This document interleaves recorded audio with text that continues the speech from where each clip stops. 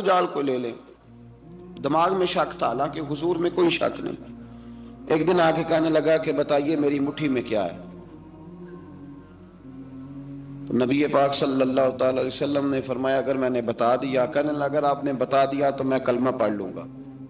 حضور نے فرمایا میں نے بتا دینا ہے پر تو نے کوئی نہیں پڑھنا، میں بتا دینا ہے۔ کہ بتائیے، تو حضور نے فرمایا چل سودا کر لیتے ہیں، اگر جو تیری مٹھی میں ہے وہی بتا دے پھر تیرا کیا خیال ہے؟ تو نبی پاک صلی اللہ تعالی علیہ وسلم نے کہا کیا بھائی ابو جہل کی مٹھی میں؟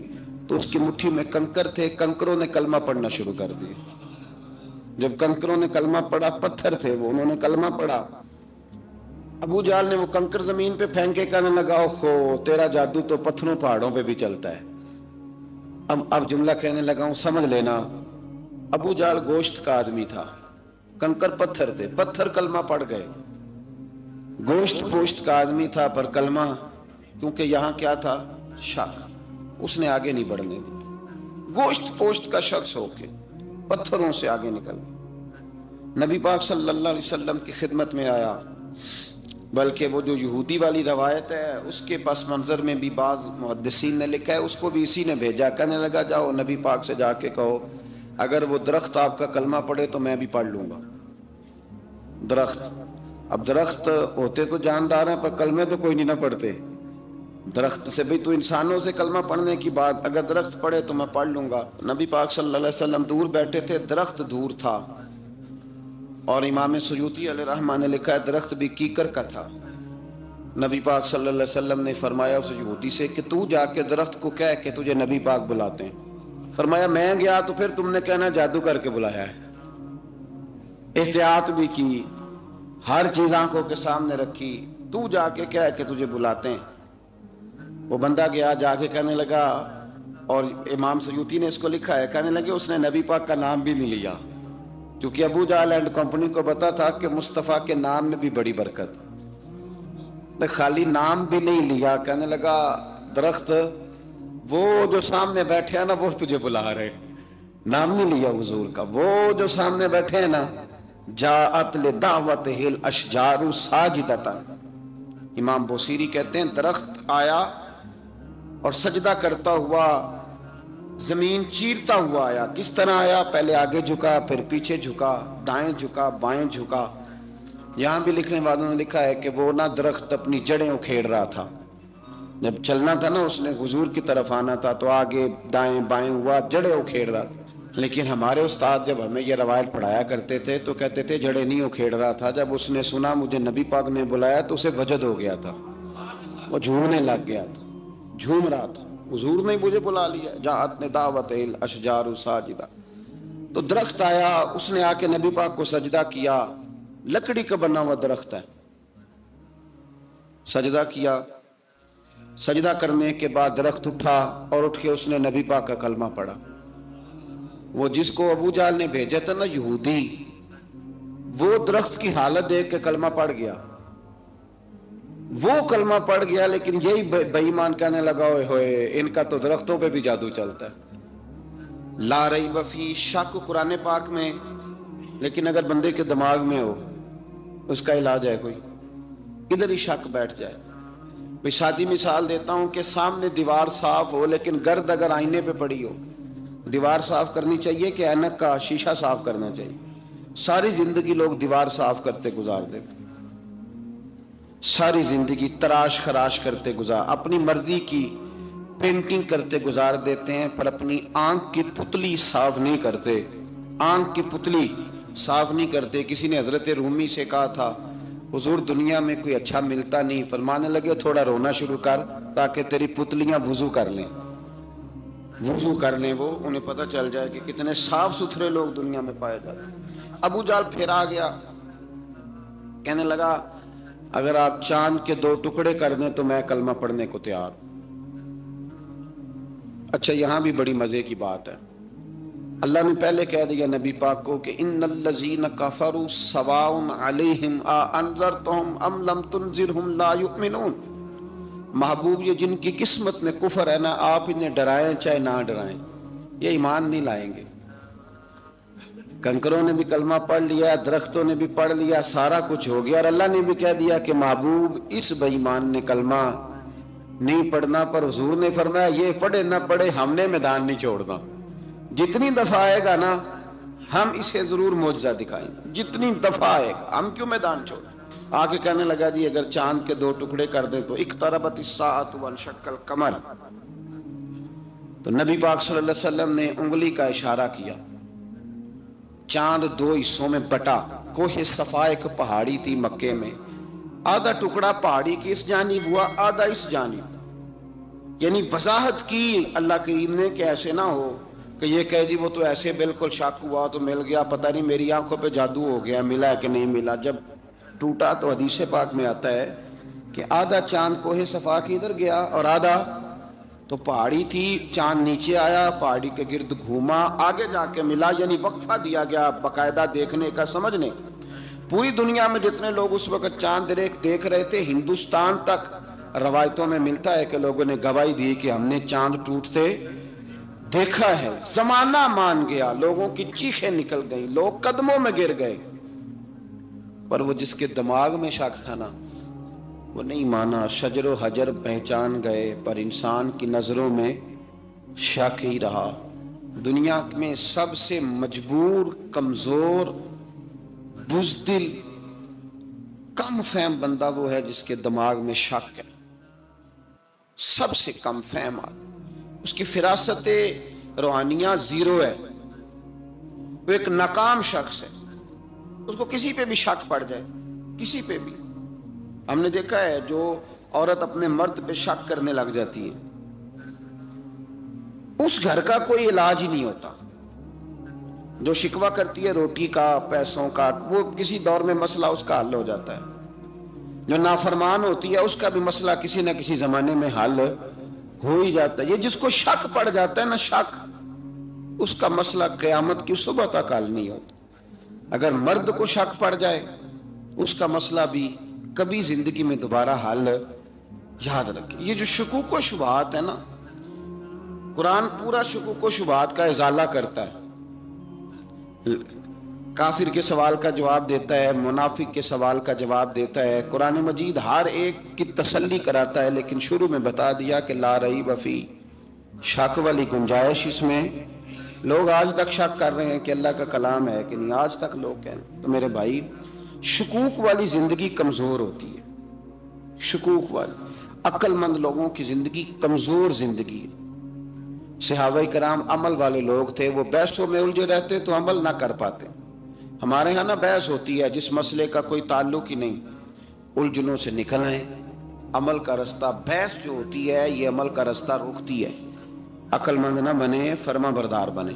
मेरे भाई, शुकूक व शुबहात वाली जो लाइफ है, लेकिन ना अंबिया किराम अलैहिस्सलाम के बारे में शुकूक व शुबहात हैं, औलिया उज़्ज़ाम के बारे में। अब एक नया शक पैदा हो गया है कि फैज़ मिलता है कि नहीं मिलता। हमने फलाने वली को देखा नहीं, सारी जिंदगी उसका नाम लिया, फैज़ मिलेगा कि नहीं। गौस पाक को देखा नहीं, सारी जिंदगी कादरी कहलाया, फैज़ मिलेगा कि नहीं। ख्वाजा अजमेर को देखा नहीं, चिश्ती कहलाए, फैज़ मिला कि नहीं। साबर पिया को देखा नहीं, साबरी कहलाए, फैज़ मिला कि नहीं। ओ खुदा के बंदे, फैज़ वो चीज़ है जो नजर नहीं आती पर महसूस सबसे ज्यादा होती है। मिले तो हजरत अवैस करनी भी नहीं थे नबी पाक से, वो भी नहीं मिले थे, मुलाकात तो उनकी भी नहीं हुई थी। क्या कहोगे, मुलाकात नहीं हुई, लेकिन फ्यूज़ो बरक़ात का ये आलम है कि मेरे महबूब ने फरमाया वो दुआ करेगा तो अल्लाह मेरी उम्मत की बख्शिश फरमाएगा। तो आप, हमारे सूफिया में एक सिलसिला अवैसिया है। सिलसिला अवैसिया में अक्सर मुलाकात नहीं होती, अक्सर नहीं मुलाकात होती बगैर देखे ना। आप जब किसी का नाम जपते हैं, जब किसी का नाम लेते हैं, जब उसी का जिक्र करते हैं, जब उसी के तज़किरे में रहते हैं, तो अल्लाह तबारक व तआला के ये जो कामिल लोग होते हैं ये मुतवज्जो हो जाते हैं, उनकी तवज्जो होती है। और खुद सरकार ने फरमाया, दो आपस में मोहब्बत करने वाले, एक मशरिक में एक मगरिब में, क़यामत के दिन अल्लाह दोनों को जन्नत में इकट्ठा फरमा देगा। ये क्या बात हुई कि हर बात में शक करना कि जी वो फलाने से मुलाकात ही नहीं हुई। तो किस तरह भाई, मुलाकात एक अलग चीज का नाम है, मुलाकात एक अलग शय का नाम है, और फयूज़ो बरक़ात एक اللہ سے ملاقات ہوئی ہے؟ رزق دیتا ہے کہ نہیں؟ زندگی دیتا ہے، ساری چیزیں دیتا ہے، تو ملاقات تو کوئی نہیں کرتا۔ تو اس لیے ہر چیز کو ٹھیک ہے، وہ جو جگہ جس جگہ پہ جو بات ہے اس کو وہاں رہنا چاہیے، لیکن یہ شکوک ہیں، ان سے باہر نکلیں، ان سے باہر آئیں۔ اولیاء اللہ کا جو فیضان ہے، ان کی جو محبت ہے، ان کے جو طریق، حضرت سلیمان بن بشار رحمت اللہ علیہ بزرگ گزرے ہیں، وہ کہتے ہیں میرے پاس، میں بڑا خوبصورت تھا جوانی میں، دین کی تھوڑی سی خدمت کرتا تھا، تو ایک عورت آ گئی۔ اس عورت نے میرے ساتھ کچھ مجھ سے مانگا، مطالبہ کیا، تو میں نے کہا کوئی بھکارن ہے۔ میں نے جب اس نے نقاب اوڑھا ہوا تھا، جب میں نے اس کی طرف پیسے دینے کے لیے، خیرات دینے کے لیے کوئی چیز بڑھائی، تو اس نے چہرے سے کپڑا ہٹایا۔ میں نے نظر جھکا لی، کہنے لگی سلیمان میرا رنگ روپ تو دیکھ، میں کتنی خوبصورت ہوں، میں تیری محبت میں گرفتار ہو گئی، خدا را میں اپنے آپ کو تیرے حوالے کرتی ہوں۔ آپ فرماتے ہیں جب اس کے نیت اور ارادے میں اور لفظوں میں میں نے فطور دیکھا، تو میں استغفر اللہ پڑھتا وہاں سے بھاگ گیا۔ اتنا دوڑا کہ میں بصرہ سے باہر نکل گیا، شہر سے ہی باہر آ گیا۔ عورت سے دوڑ رہا ہے، مرد، نوجوان، خوبصورت۔ فرماتے ہیں عشاء کی اذانیں ہو رہی تھی، نماز پڑھ کے میں مسجد میں سو گیا، تو مجھے حضرت یوسف علیہ السلام کا دیدار ہوا۔ جناب یوسف کہتے ہیں میں حضور کا غلام اور غلاموں کا غلام اور صدیوں بعد کا غلام، تو جناب یوسف علیہ السلام میری خواب میں آئے اور کہنے لگے اٹھ جوان، میرے سینے سے لگ، یار تو نے تو نبی پاک کا امتی ہو کے وہ کام کیا ہے جو میں نے نبی ہو کے کیا تھا۔ اب کام حضرت یوسف والا کیا تھا نا، تو صدیوں اور سالوں اور مہینوں کا فاصلہ بن سکا، تو وہ آ گئے۔ مسئلہ یہ ہے کہ شکوک و شبہات والی زندگی نقصان دیتی ہے۔ حضرت ہمارے سلسلہ مقدسہ میں ایک سلسلہ علویہ ہے جو اعلیٰ حضرت فاضل بریلوی کو حاصل تھا۔ شاہ عبدالعزیز صاحب محدث دہلوی رحمۃ اللہ تعالی علیہ نے بڑا لکھا مولا علی کی شان پہ، حضرت علی پہ کلام، ان کا ذکر، ان کے تذکرے اس قدر فنا ہو گئے کہ ہر وقت ذکر علی کرتے۔ فرماتے ہیں مجھے خواب میں حضرت علی کا دیدار ہوا، انہوں نے مجھے بیعت فرمایا اور مجھے اپنے سلسلہ مبارکہ میں اجازت دی۔ تو شاہ صاحب رحمت اللہ علیہ فرمایا کرتے تھے کہ میں نے وہ بہت کم لوگ ہیں جن کو پھر ان میں بیعت فرمایا جاتا ہے، تھوڑے چند لوگ، اور ان کو سلسلہ مبارکہ میں اس میں چند لوگ ہیں۔ اعلیٰ حضرت کے بعد شاہ علیہ رسول ہیں، شاہ علیہ رسول کے بعد شاہ عبدالعزیز محدث دہلوی، وہ ڈائریکٹ مولا علی شیر خدا سے بیعت۔ تو مطلب یہ ہے کہ کام شکوک و شبہات سے نکلیں۔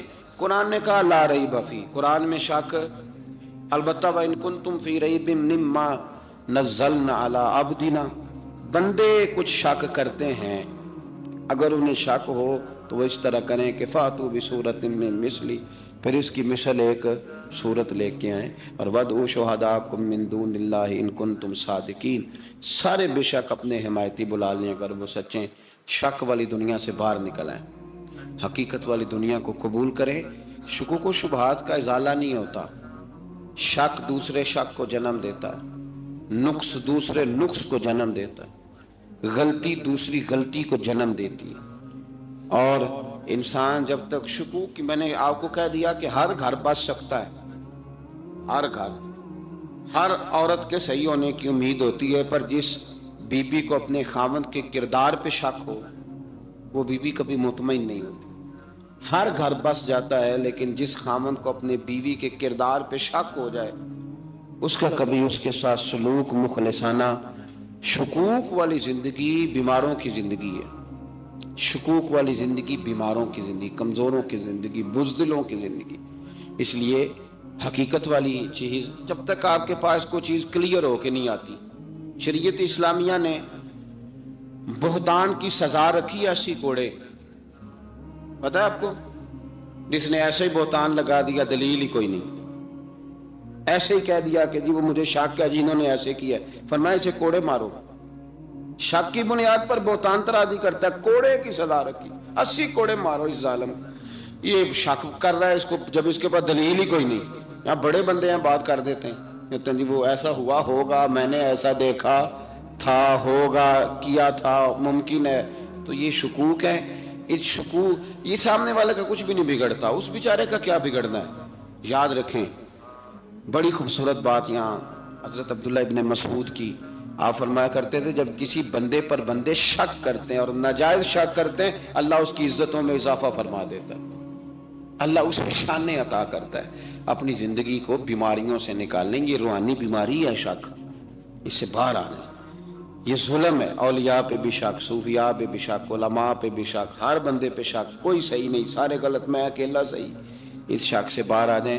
یہ نفسیاتی مریض بنا دے گا، بے سکون کرے گا، بے قرار کرے گا. اللہ تبارک و تعالیٰ نے نا ہمارے محبوب کریم علیہ السلام کو دنیا میں بھیجا تو فرمایا یا ایھا الناس قد جاءکم برہان من ربکم، اے لوگو تمہارے پاس تمہارے رب کی دلیل آ گئی. اللہ تبارک و تعالیٰ نے محبوب پاک علیہ السلام کو سراپا دلیل بنا کے بھیجا. باقی انبیاء کرام علیہم السلام کے پاس بھی اپنی نبوت کے دلائل کے طور پر بے شمار معجزات تھے، اور حضور کریم علیہ السلام کے تو پورے وجود کو ہی اللہ نے معجزہ بنایا.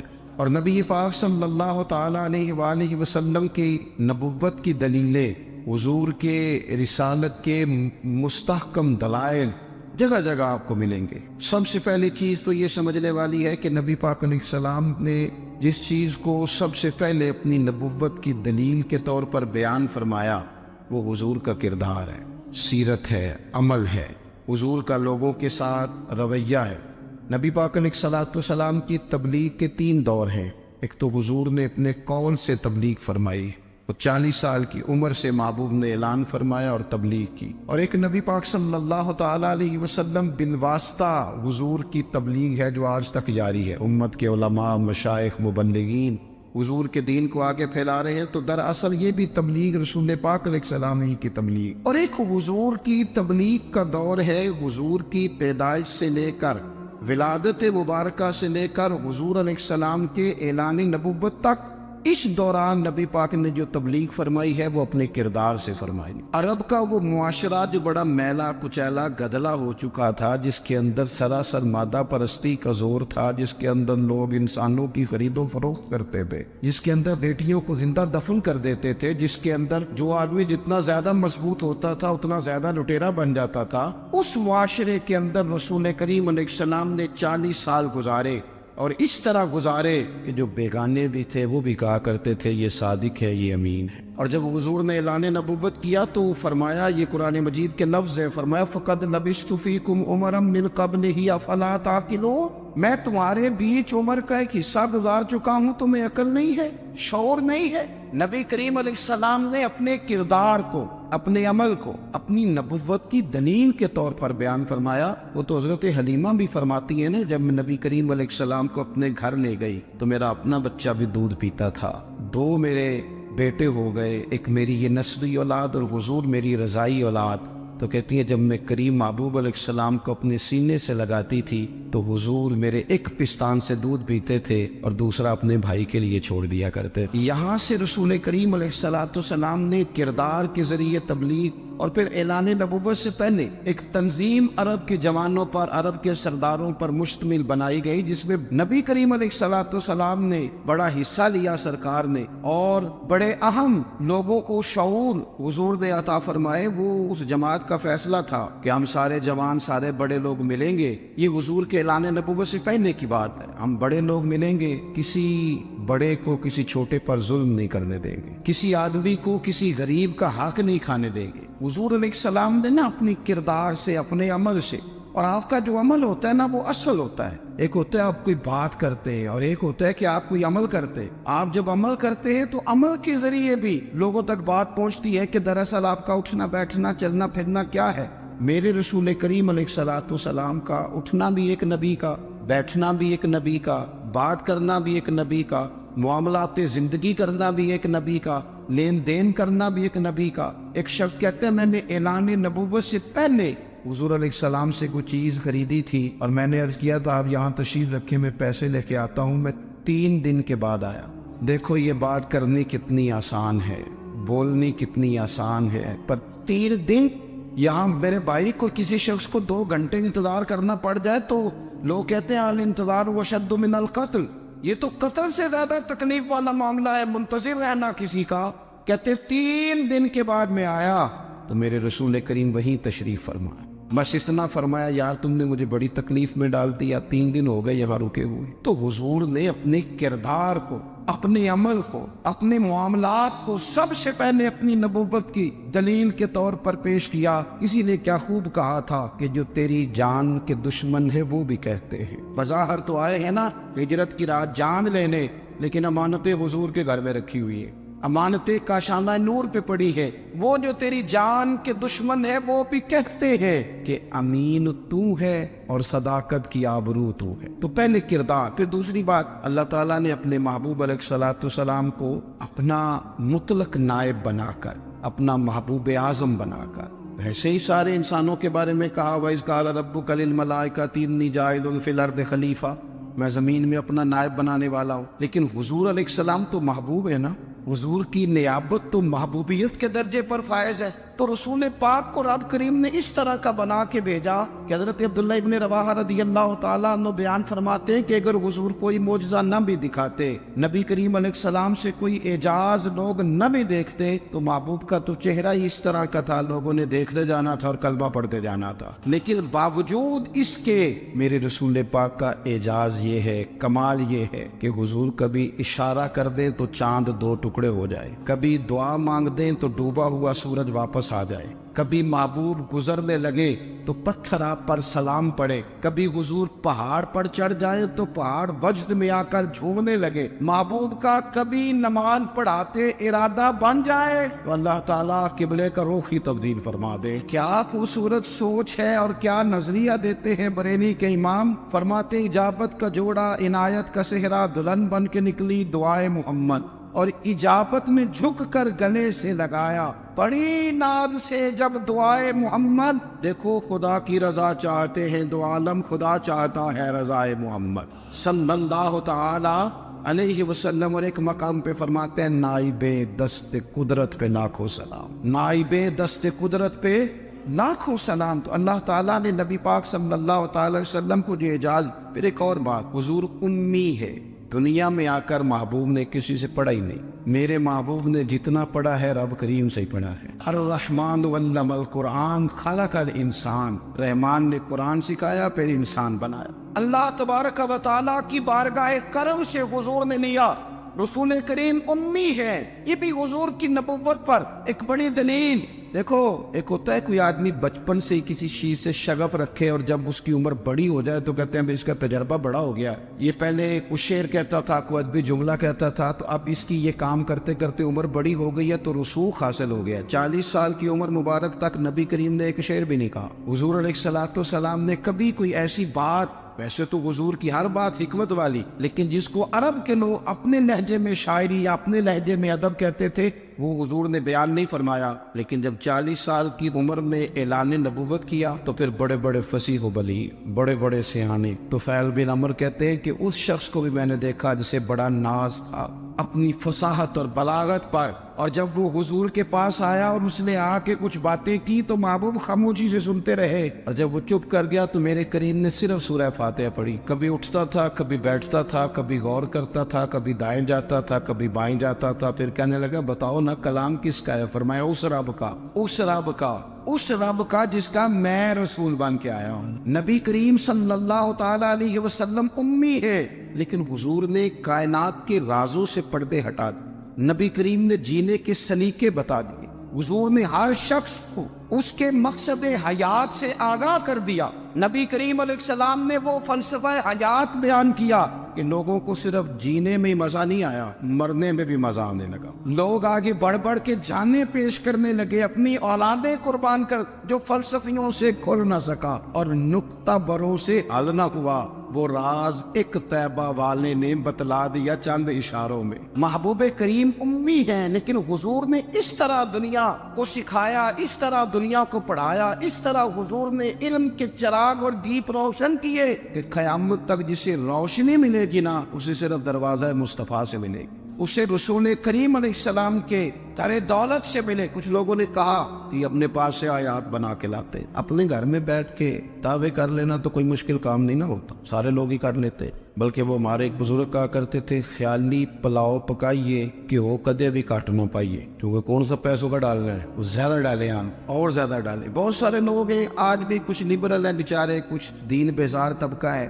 وہ کہتے ہیں جناب ہمیں تو جدید باتیں بتائیں, ہمیں تو نئے اسلوب کے مطابق لے کے چلے, ہمیں تو او بھائی سن, میرے نبی پاک علیہ السلام نے فرمایا میرا قرآن کبھی پرانا نہیں ہو, اسے پڑھ کے دیکھ, اس کی جدت کا حسن دیکھ, یہ تو کھلا ہوا باغ ہے. تو ایک دفعہ اس کے قریب آئے گا تو خوشبو ملے گی, دوسری دفعہ آئے گا تو اس سے زیادہ تازی ملے گی. ایک دفعہ پھل کھائے گا تو مزیدار ہوگا, دوسرا کھائے گا ہو سکتا ہے شکل ملتی جلتی ہو لیکن ذائقہ بڑا نرالا ہوگا. تو تو صحیح نا. جب کچھ لوگوں نے کہا یہ خود سے بنا کے آیات لاتے ہیں تو فرمایا وَإِن كُنتُمْ فِي رَيْبٍ مِّمَّا نَزَّلْنَا عَلَىٰ عَبْدِنَا فَأْتُوا بِسُورَةٍ, اگر تمہیں کوئی شک ہے اس میں جو ہم نے اپنے بندہ خاص میں نازل کیا ہے تو تم بھی اس جیسی ایک آیت بنا کے لاؤ. اور چلو چیلنج کھلا دے دیا, فرما وَادْعُوا شُهَدَاءَكُم مِّن دُونِ اللَّهِ, اللہ اور اللہ والوں کو چھوڑ دو. تفسیری ترجمہ عرض کر رہا ہوں, یعنی صحابہ کو چھوڑ دو, حضور کے ماننے والوں کو چھوڑ دو, باقی ساری دنیا کے کافر اکٹھے ہو جاؤ,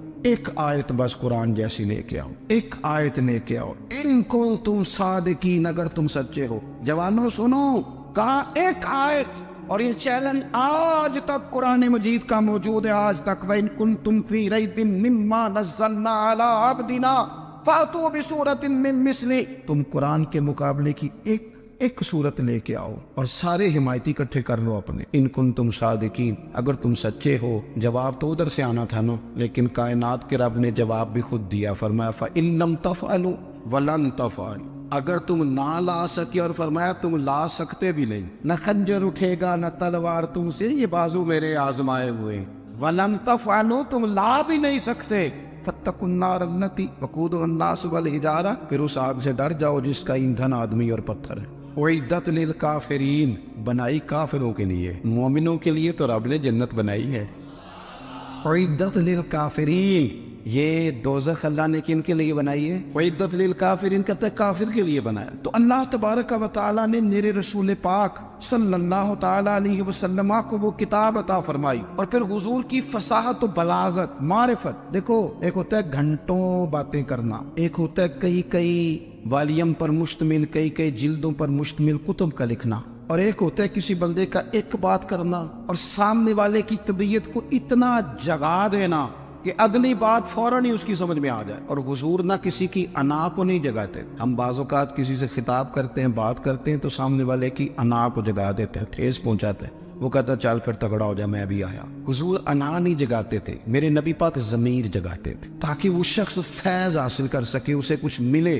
نبی کریم کا جو انداز تکلم ہے وہ اس طرح کا ہوتا تھا کہ انسان خود بخود کھل اٹھتا تھا کہ مطلب یہ بات ہونے کیا لگی ہے, مطلب حضور کیا فرمانے لگے. نبی کریم صلی اللہ تعالی علیہ وسلم, ایک دن محبوب کریم نے صحابہ کے دیے حضور کی فصاحت و بلاغت دیکھے, فرمایا محبوب نے کتنا نادان ہے وہ شخص جو اپنے ماں باپ کو گالی دے. کھلی ہو گئی لوگوں کی آنکھیں, کان کھڑے ہو گئے کہ یا رسول اللہ کون ایسا بدبخت ہے جو ماں باپ کو گالی دے گا. اب جب سوالات ذہنی سطح پر پوری طور پر ابھر گئے نا, اب رسول کریم نے بات سمجھائی. یہ ہے فصاحت و بلاغت, تیرے آگے ہے یوں دبے نچے. فصحا عرب کے بڑے بڑے, کوئی جان منہ میں زبان نہیں بلکہ جسم میں جان نہیں. یا رسول اللہ کون ایسا نالائق ہے جو ماں باپ کو گالی دے. اب جب ذہنی سطح یہاں تک ابھر آئی تو اب حضور نے سمجھایا, اور میں جب تم کسی کے ماں باپ کو گالی دو گے نا تو وہ بھی تو جواب میں تمہارے ماں باپ کو دے گا نا. تو فی نفس ہی یہ تم نے خود ظلم کیا ہے اپنے ماں باپ. کیوں تم نے ایسا لہجہ اختیار کیا کہ جس سے سامنے والے کی انا جاگ جائے اور تمہارے مقابلے میں آ کر کے کھڑا ہو جائے؟ کیوں تم نے اس طرح کے انداز اختیار کیے کہ جس سے سامنے والا بھی سارے پنجے کھڑے کر کے باہر نکل آئے کہ آ جاؤ پھر میں بھی میدان میں حاضر ہوں. رسول کریم کی فصاحت بلاغت دیکھیں نا, حضور 2-4 جملوں میں ساری بات سمجھا جاتے. ایک حدیث پاک اگر ہماری سمجھ میں آ جائے, ایک روایت, نبی پاک صلی اللہ تعالی علیہ وسلم نے فرمایا خوبصورت مسلمان وہ ہے جو بے مقصد باتوں کو چھوڑ دے. لو, اس سے پوری زندگی سجائی جا سکتی ہے ایک جملے سے. کوئی لمبی چوڑی باتوں میں جانے کی ضرورت نہیں. کہا خوبصورت مسلمان یہ ہے جو بے مقصد باتوں کو چھوڑ دے, لا یعنی باتوں کو کیا کہتے ہیں ہمارے دیہات کے لوگ جڑے پنڈ جانا نہیں وہ راہ پوچھنے دی، لیکن آج کل لوگ باز آندے یعنی جس بات کا بالکل تعلق نہیں نا وہ بات بھی کرتے جاتے، جس کا شعبہ ہی نہیں وہ بھی چھلانگ لگا کے اس میں آ جاتا ہے۔ ہم اپنا وقت ضائع کرتے، اپنی صلاحیتیں ضائع کرتے، اپنا نقصان کرتے، ہم اپنا کام صحیح کر کے نہیں کرتے اور دوسری ساری دنیا کو ٹھیک کرنا چاہتے ہیں۔ وہ بھائی آپ جس جگہ جس شعبے سے تعلق رکھتے ہیں آپ اپنے معاملات میں مضبوطی پیدا کریں۔ حضور نے اپنی فصاحت کے ساتھ بلاغت کے ساتھ لوگوں کو قائل کیا، اور قرآن مجید کی تاثیر کا یہ اثر میرے کریم رسول نے دکھایا کہ رات کو جب حضور بیٹھ کے قرآن پاک پڑھتے تھے نا، جب یاسین والے نبی خود یاسین کی تلاوت کریں، جب طٰہٰ والے محبوب خود طٰہٰ کی تلاوت کریں، غور کرو نا جب مدثر والے محبوب خود ان جملوں کو ادا کریں، یعنی جن کی